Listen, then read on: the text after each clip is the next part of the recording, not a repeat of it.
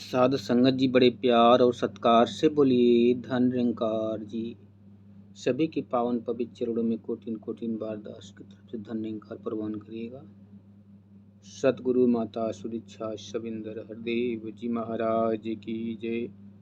निरंकारी राजमाता गुरु बचन अवतार की जय। सत्संगत जी, आप सभी के बीच मन के भाव दास रखेगा, साहब जी परवान करिएगा। सत्संगत जी कहते हैं कि जिसके घर पे कोई चीज़ का अगर मिस्त्री हो, कारीगर हो, तो उसको बनाने के लिए भी और बिगाड़ने के लिए भी कोई दिक्कत नहीं होती सामान की। किसी भी वस्तु को अगर कारीगर घर में है तो बिगड़ने का डर नहीं रहता। कहने का तात्पर्य सत्संगत जी कि जब परमात्मा इस संसार को बनाता और बिगाड़ता है, ये सबसे बड़ा कारीगर है। और सत्संगत जी जब इनका हम हो जाते हैं, इनसे मिल जाते हैं, इनके हो जाते हैं, तो सत्संगत जी फिर ये बिगड़ने और बनने का डर खत्म हो जाता है। जैसे उदाहरण के तौर पे सत्संगत जी देखें कि भगवान राम जी के साथ में लक्ष्मण जी उनके चरणों में समर्पण हैं, और परशुराम जी को सत्संगत जी सभी जानते हैं कि कितने क्रोध से उनकी तेज तीव्र क्रोध थी, जिसकी सभी दिशाओं में कंपित होते थे लोग, राजा लोग। उनकी केवल आहट सुन के ही लोग थर थर कांपते थे। और भगवान राम के सामने लक्ष्मण जी ने उनको शब्दों द्वारा इतना विरोध किया कि वो बार बार फरसा निकाल के लक्ष्मण जी को कुछ नहीं बोल रहे हैं और राम जी को बोल रहे हैं कि इसको मना करो, नहीं तो मैं तुम्हारे छोटे भाई को, नहीं तो मैं तुमको फिर से वनवास दे दूंगा।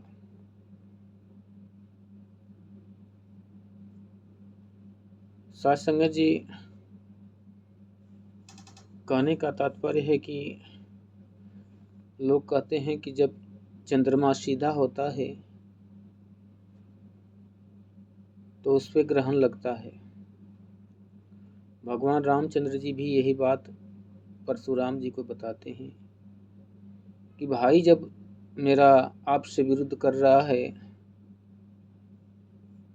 तो आप भाई को डांटिए, आप भाई के गुस्सा मेरे ऊपर क्यों उतार रहे हैं, मैं तो आपको कुछ नहीं कह रहा हूँ। तो सत्संगत जी भगवान प्रभु श्री रामचंद्र जी के सहारे भाई लक्ष्मण हैं, समर्पण है पूर्ण रूप से उनका। वो जानते हैं कि मेरा कुछ भी बिगड़ नहीं सकता, क्योंकि हमारे साथ बनाने वाला मेरा साथ में है। सत्संगत जी ऐसे ही वो दो फर्ज निभाते हैं। मंदिर की कुटिया में जब चित्रकूट में माता सीता जी को छोड़ के भगवान रामचंद्र जी उस मृग के पीछे जब दौड़े चले जाते हैं सत्संगत जी, तो जब भी भगवान राम मौजूद नहीं रहते हैं उनके पास, तो भगवान राम की मर्यादा का पालन करते हैं। और जब भगवान राम रहते हैं तो बच्चों जैसी हरकतें करते हैं। सत्संगत जी वो कुटिया के पास जब अकेले छोड़ के उनको जाना पड़ा माता सीता को, तो उन्होंने वहाँ राम का फर्ज निभाया, एक मर्यादा का रेखा खींचा कि सीता माँ आप इस रेखा के, इस मर्यादा की रेखा के बाहर नहीं जाएंगी। जब तक आप इस मर्यादा के अंदर रहेंगी रेखा के, आपका कोई कुछ बिगाड़ नहीं सकता। उन्होंने राम की प्रतिज्ञा करके उस रेखा को एक मर्यादा का रेखा बनाया था सत्संगत जी। रामायण में इसका कहीं उल्लेख भी नहीं है। ना कोई चौपाई मिलती है लक्ष्मण रेखा की, लेकिन दिखाते हैं वीडियो में कि रेखा खींची गई है, लेकिन कहीं किसी रामायण में इसकी उल्लेख नहीं किया गया है। सत्संग जी, इसके बाद फिर जब एक बार रावण के तरफ से गुप्तचर आते हैं, तो वहाँ भी भगवान रामचंद्र जी जब पूजन करने गए थे शंकर भगवान का, तो जिम्मेदारी सारी सेनाओं का भाई लक्ष्मण जी उठा रहे थे। उसी समय हनुमान जी की सेना ने, अंगद की सेना ने मिलकर उस गुप्तचर को पकड़ लिया, पहचान लिए और उसको घसीटते हुए लक्ष्मण जी के पास लाए। लक्ष्मण जी ने वहाँ राम का फर्ज निभाया, दया किए, बोले छोड़ दीजिए इसको, इसका कोई दोष नहीं है, ये तो अपने राजा का हुक्म का पालन कर रहा है, इसने कोई गलती नहीं किया है। अच्छे से इसको ले जाके सारे शस्त्र अस्त्र सेना सब कुछ दिखा दो, ताकि इसके मन के अंदर कोई ऐसा न रह जाए भावना कि मैंने कुछ नहीं देखा।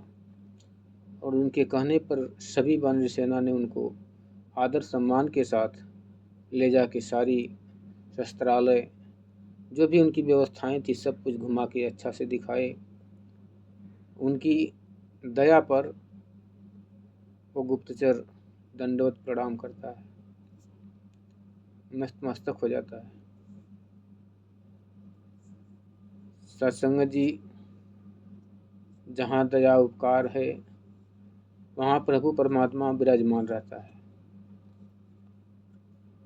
इसीलिए कहते हैं कि किसी राजा का अगर स्वभाव जानना हो तो सत्संग जी राजा के दरबार के अंदर तक पहुँचने की ज़रूरत नहीं होती, राजा के पास पहुँचने की ज़रूरत नहीं होती। राजा के दरबारियों से ही उस राजा का स्वभाव का पता चल जाता है कि राजा का स्वभाव कैसा होगा, क्योंकि जो राजा जिस भाव से होता है वैसे ही दरबारी रखता है, वैसे ही मंत्री रखता है जो उसके हुक्म का पालन कर सके। तो जब दरबारी को ही देखते हैं तो जब उल्टे स्वभाव से सामने पेश आते हैं किसी को, तो आकलन लगा जाता है कि राजा सीधा हो गया या उदंड स्वभाव का होगा। सत्संग जी, ऐसे ऐसे बहुत सारे प्रश्न मन के अंदर आते हैं। राम ने बड़ी लीलाएं करके संतों महापुरुषों का मन को मोहित किया। आज उसी कथा का लोग रसपान कर रहे हैं रामायण में। कुछ लोग उस समय सामने से उनको देखा, जाना, समझा, लेकिन कुछ लोगों ने उस समय भी अपने अहंकार के कारण इस शक्ति को पहचान नहीं पाए। सतगुरु बाबा अवतार सिंह जी महाराज इसीलिए लिखते हैं कि आए की तो कदर न जाने, आए की तो कदर न जाने, मरे तो पीछे चलते हैं। कहे अवतार जगत में प्राणी, अपने मन की करते हैं। कि भगवान जब राम रूप में आए, उन्होंने जब संदेश दिया प्रेम का, तो कोई उनकी बात को नहीं माना, कोई उनकी बात को सुनने के लिए राजी नहीं हुआ था। आज उनके पद चिन्हों पर तमाम भक्ति हो रही है, तमाम फूल चढ़ाए जा रहे हैं, तमाम मंदिर बने हैं। सत्संग जी, इंसान को मरने के बाद उसकी अच्छाई और बुराई का असर पड़ता है। भगवान जब यहाँ से प्राकट रूप में अपने धाम को चले गए तो उनके चाहने वाले उनकी याद में अपने अपने यहाँ मंदिर बना के उनकी प्रतिष्ठा करने लगे, पूजा करने लगे। आज वही परंपरा हिंदू सनातन धर्म में चली आ रही है। भगवान श्री कृष्ण बन के आए जब, तो सत्संग जी वो भी उनसे भी लोगों ने बैर कर लिया। सत्संग जी जब भी धरती धरा पर आता है रूप बदल के, चाहे सतगुरु रूप में आता है चाहे अवतार रूप में आता है, ये अपना बताता है अपना आपा, लेकिन इंसान इसे तुच्छ प्राणी तुच्छ मानव समझकर अनदेखा कर देता है।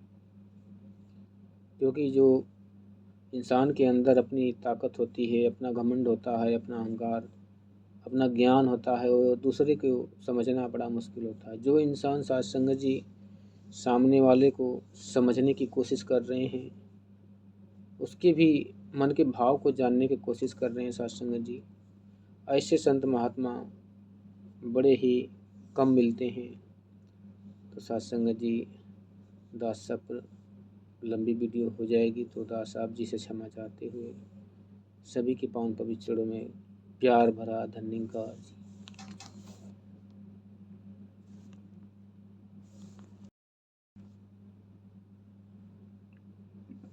साधु संगत जी बड़े प्यार और सत्कार से बोलिए धन निरंकार जी।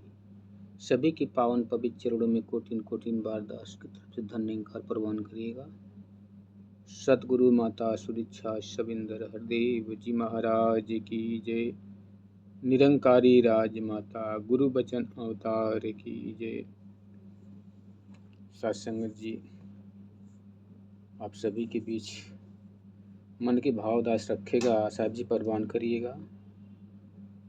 सत्संग जी कहते हैं कि जिसके घर पे कोई चीज़ का अगर मिस्त्री हो, कारीगर हो, तो उसको बनाने के लिए भी और बिगाड़ने के लिए भी कोई दिक्कत नहीं होती सामान की। किसी भी वस्तु को अगर कारीगर घर में है तो बिगड़ने का डर नहीं रहता। कहने का तात्पर्य सत्संग जी कि जब परमात्मा इस संसार को बनाता और बिगाड़ता है, ये सबसे बड़ा कारीगर है। और सत्संग जी जब इनका हम हो जाते हैं, इनसे मिल जाते हैं, इनके हो जाते हैं, तो सत्संग जी फिर ये बिगड़ने और बनने का डर खत्म हो जाता है। जैसे उदाहरण के तौर पर सत्संग जी देखें कि भगवान राम जी के साथ में लक्ष्मण जी उनके चरणों में समर्पण हैं, और परशुराम जी को सत्संग जी सभी जानते हैं कि कितने क्रोध से उनकी तेज तीव्र क्रोध थी, जिसकी सभी दिशाओं में कंपित होते थे लोग, राजा लोग। उनकी केवल आहट सुन के ही लोग थर थर कांपते थे। और भगवान राम के सामने लक्ष्मण जी ने उनको शब्दों द्वारा इतना विरोध किया कि वो बार बार फरसा निकाल के लक्ष्मण जी को कुछ नहीं बोल रहे हैं, और राम जी को बोल रहे हैं कि इसको मना करो, नहीं तो मैं तुम्हारे छोटे भाई को, नहीं तो मैं तुमको फिर से वनवास दे दूंगा।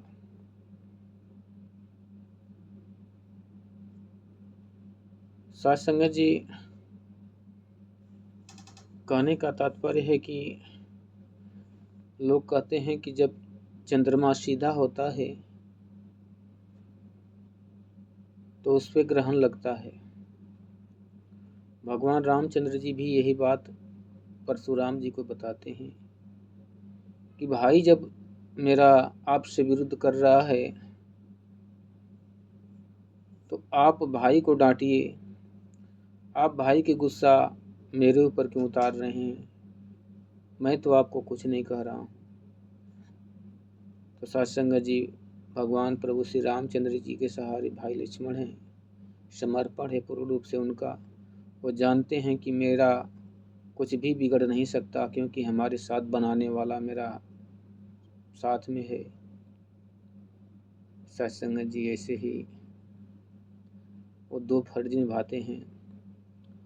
मंदिर की कुटिया में जब चित्रकूट में माता सीता जी को छोड़ के भगवान रामचंद्र जी उस मृग के पीछे जब दौड़े चले जाते हैं सत्संगत जी, तो जब भी भगवान राम मौजूद नहीं रहते हैं उनके पास, तो भगवान राम की मर्यादा का पालन करते हैं, और जब भगवान राम रहते हैं तो बच्चों जैसी हरकतें करते हैं।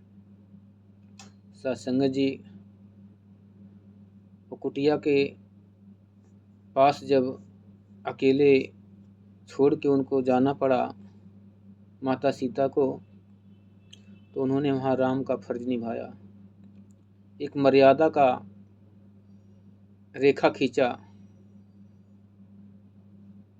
कि सीता माँ, आप इस रेखा के, इस मर्यादा की रेखा के बाहर नहीं जाएंगी। जब तक आप इस मर्यादा के अंदर रहेंगी रेखा के, आपका कोई कुछ बिगाड़ नहीं सकता। उन्होंने राम की प्रतिज्ञा करके उस रेखा को एक मर्यादा का रेखा बनाया था सत्संगत जी। रामायण में इसका कहीं उल्लेख भी नहीं है, ना कोई चौपाई मिलती है लक्ष्मण रेखा की, लेकिन दिखाते हैं वीडियो में कि रेखा खींची गई है, लेकिन कहीं किसी रामायण में इसकी उल्लेख नहीं किया गया है। सत्संगत जी, इसके बाद फिर जब एक बार रावण के तरफ से गुप्तचर आते हैं, तो वहाँ भी भगवान रामचंद्र जी जब पूजन करने गए थे शंकर भगवान का, तो जिम्मेदारी सारी सेनाओं का भाई लक्ष्मण जी उठा रहे थे। उसी समय